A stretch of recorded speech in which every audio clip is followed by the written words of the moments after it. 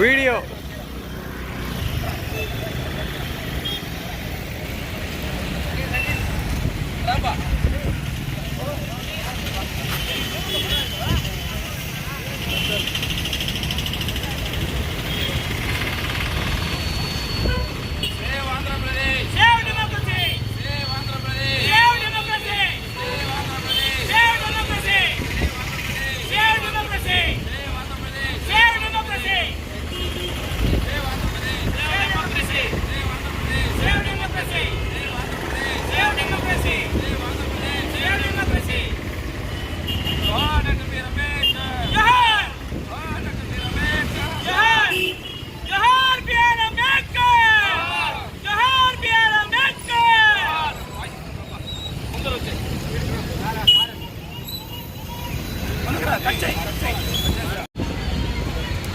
ప్రాథమిక ఆధారాలు లేకుండా కేవలం రాజకీయ లబ్ధి కోసం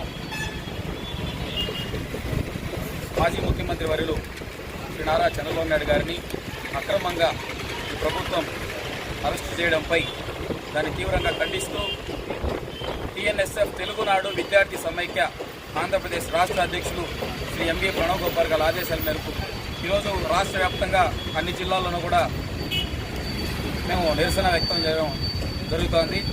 ఈరోజు పలమనేరులో కూడా మాజీ మంత్రివర్యులు ఈ అమర్నాథ్ రెడ్డి గారి ఆదేశాల మేరకు ఈరోజు ఇక్కడ మేము చంద్రబాబు నాయుడు గారిని అక్రమ అరెస్టుపై ఖండిస్తూ మేము నిరసన కార్యక్రమానికి ఇచ్చేయడం జరిగింది. ఈరోజు మన రాష్ట్ర పరిస్థితి చూస్తే చాలా దుర్మార్గపు పాలనగా ఈరోజు రాష్ట్ర ప్రజలు కూడా చూస్తున్నారు. గతంలో చంద్రబాబు నాయుడు గారు చేసినటువంటి అభివృద్ధి కావచ్చు, యువతకు ఆయన తీసుకొచ్చిన ఉద్యోగ అవకాశాలు కావచ్చు, ఆనాడు ప్రపంచవ్యాప్తంగా ఆయన తిరిగి రాష్ట్రానికి కొన్ని లక్షల ఉద్యోగాలు తీసుకొచ్చాడు. అనేక కంపెనీలు తీసుకొచ్చి సాఫ్ట్వేర్ కంపెనీలను కూడా తీసుకొచ్చి ఉద్యోగాల అవకాశాలు కల్పించాడు. గతంలో ఉమ్మడి రాష్ట్ర ముఖ్యమంత్రిగా ఉన్నప్పుడు 200 సంవత్సరాలు నవాబులు పరిపాలిస్తే అప్పుడు ఒక హైదరాబాద్ తయారైంది. 100 సంవత్సరాలు బ్రిటిష్ వాళ్ళు పరిపాలిస్తే ఒక సికింద్రాబాద్ తయారైంది. ఉమ్మడి ఆంధ్రప్రదేశ్ ముఖ్యమంత్రిగా ఉన్నప్పుడు నారా చంద్రబాబు నాయుడు గారు కేవలం 17 నెలల్లో సైబరాబాద్ సిటీలో హైటెక్ సిటీ నిర్మించి ప్రపంచ పటం తీసుకున్నటువంటి ఘనత చంద్రబాబు నాయుడు గారికి దక్కుతుంది. ఆనాడు 17 నెలల్లో 5,000 ఉద్యోగాలు సృష్టించారు. దాని తర్వాత అనేక కంపెనీలు ప్రపంచవ్యాప్తంగా ఆయన తిరిగి మన రాష్ట్రానికి తీసుకొచ్చడం జరిగింది.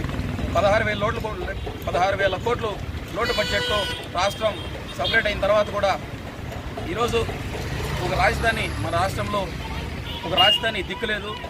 చంద్రబాబు నాయుడు గారు మన రాష్ట్రం సపరేట్ అయిన తర్వాత అమరావతికి వచ్చి ఈరోజు ఉన్నటువంటి డీజీపీ గారి కార్యాలయం కానివ్వండి, అదేవిధంగా సెక్రటేరియట్ ఆఫీస్ కానివ్వండి, అదేవిధంగా అసెంబ్లీ కానివ్వండి, ప్రతి ఒక్క బిల్డింగ్ కూడా ఎంప్లాయీస్ అన్నీ కూడా చంద్రబాబు నాయుడు గారు కట్టింది.